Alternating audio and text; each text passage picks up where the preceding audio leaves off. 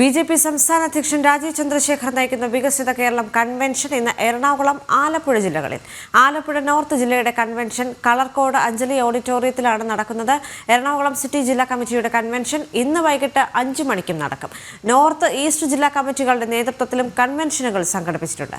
വിവരങ്ങൾ നൽകും ജിജീഷ് കരുണാകരൻ കൊച്ചിയിൽ നിന്ന്. ജിജീഷ്, ഇന്ന് എറണാകുളത്തും ആലപ്പുഴ ജില്ലയിലുമാണ് വികസിത കേരളം കൺവെൻഷൻ നടക്കുന്നത്. അതിനു വേണ്ടിയിട്ടുള്ള എല്ലാ ഒരുക്കങ്ങളും പൂർണ്ണമായി കഴിഞ്ഞോ? എന്തൊക്കെയാണ് മറ്റു വിവരങ്ങൾ?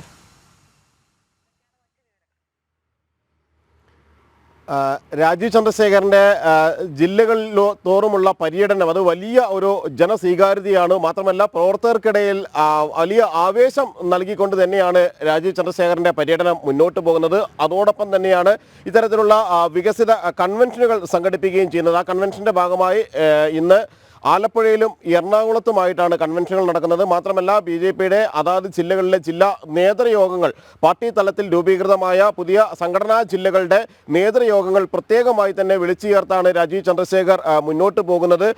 വികസിത കേരളത്തിലേക്കുള്ള വഴി തുറന്നുകൊണ്ട് തന്നെയാണ് ഈ ഒരു യാത്രയ്ക്ക് തുടക്കമിട്ടിരിക്കുന്നത്. എറണാകുളം സിറ്റി, ഒപ്പം തന്നെ നോർത്ത്, ഈസ്റ്റ് ജില്ലാ കമ്മിറ്റികളുടെ നേതൃത്വത്തിൽ വികസിത കൺവെൻഷനുകൾ സംഘടിപ്പിക്കുന്നുണ്ട്. വികസിത കേരളം കൺവെൻഷനുകൾ സംഘടിപ്പിക്കുന്നു. ഒപ്പം തന്നെയാണ് ആലപ്പുഴയിൽ ഇന്ന് കൺവെൻഷൻ നടക്കുന്നത്. ആലപ്പുഴയിൽ നോർത്ത് ജില്ലയുടെ കൺവെൻഷനാണ് കളർക്കോട് അഞ്ജലി ഓഡിറ്റോറിയത്തിൽ സംഘടിപ്പിക്കുന്നത്. ഈ കൺവെൻഷനുകളുടെ എല്ലാം തന്നെ ഉദ്ഘാടനം നിർവഹിക്കുന്നത് ബി.ജെ.പി.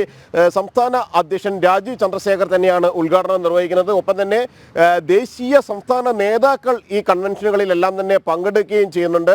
മാത്രമല്ല, ഈ ഒരു കൺവെൻഷനിൽ വിവിധ മേഖലകളിലുള്ള ആളുകളെ പങ്കെടുപ്പിക്കുന്നുണ്ട്. സമൂഹത്തിൻ്റെ വിവിധ മേഖലകളിലുള്ള ആളുകൾക്ക് പ്രാതിനിധ്യമുണ്ട്. ബി.ജെ.പിയുടെ വിവിധ തലങ്ങളിലുള്ള ഭാരവാഹികൾ ഈ കൺവെൻഷന്റെ ഭാഗമായി ഒത്തുചേരുന്നു എന്നതാണ് മറ്റൊരു പ്രധാനപ്പെട്ട കാര്യം. ഒപ്പം തന്നെ പരിവാർ സംഘടനകളുടെ ഭാരവാഹികളും ഒപ്പം തന്നെ നേതൃസ്ഥാനങ്ങളിലുമുള്ളവരെല്ലാം തന്നെ ഈ കൺവെൻഷന്റെ ഭാഗമായി മുന്നോട്ട് പോവുകയും ചെയ്യുന്നു. എങ്ങനെയാണ് കേരളത്തിന്റെ മുന്നോട്ടുള്ള നയം അല്ലെങ്കിൽ വികസനത്തിലേക്കുള്ള നാഴികക്കല്ല്, പ്രത്യേകിച്ച് കേന്ദ്ര സർക്കാർ നിരവധി വികസന പദ്ധതികൾ നടപ്പിലാക്കിക്കൊണ്ട് മുന്നോട്ട് പോകുന്നു. കേരളത്തിനടക്കം ആ വികസിത പദ്ധതികളുടെ ഗുണഭോക്താക്കളായി കേരളവും മാറിയിരിക്കുന്നു. വിഴിഞ്ഞമടക്കമുള്ള നിരവധി പദ്ധതികളിലൂടെ അതിങ്ങനെ മുന്നോട്ട് പോകുമ്പോൾ ആളുകളിൽ നിന്ന് തന്നെ അഭിപ്രായങ്ങൾ സ്വീകരിച്ചുകൊണ്ടും ഒപ്പം തന്നെ അവരെ നേരിട്ട് കണ്ട് സംവദിച്ചുമെല്ലാം തന്നെയാണ് രാജീവ് ചന്ദ്രശേഖർ മുന്നോട്ട് പോകുന്നത്. ഇതിനൊപ്പം ആ പ്രദേശത്തെ പൗരപ്രമുഖരായ ആളുകളെ അദ്ദേഹം നേരിട്ട് കാണുന്നുണ്ട്. ഗൃഹസമ്പർക്കം അടക്കം നടത്തിക്കൊണ്ടാണ് എറണാകുളത്തും വിവിധ കൺവെൻഷനുകളിൽ ഇത്തരത്തിൽ ആ കൺവെൻഷനുകൾ ആരംഭിക്കുന്നതിന് മുമ്പായി, നേതൃയോഗങ്ങൾ ആരംഭിക്കുന്നതിന് മുമ്പായി രാജീവ് ചന്ദ്രശേഖർ പ്രവർത്തകർക്കൊപ്പം ഭാരവാഹികൾക്കൊപ്പം ഇത്തരത്തിൽ വിവിധ കേന്ദ്രങ്ങളിൽ സന്ദർശിക്കുന്നുണ്ട്. നാളെ ആലുവയിൽ അദ്വൈതാശ്രമം അദ്ദേഹം സന്ദർശിക്കുന്നുണ്ട്.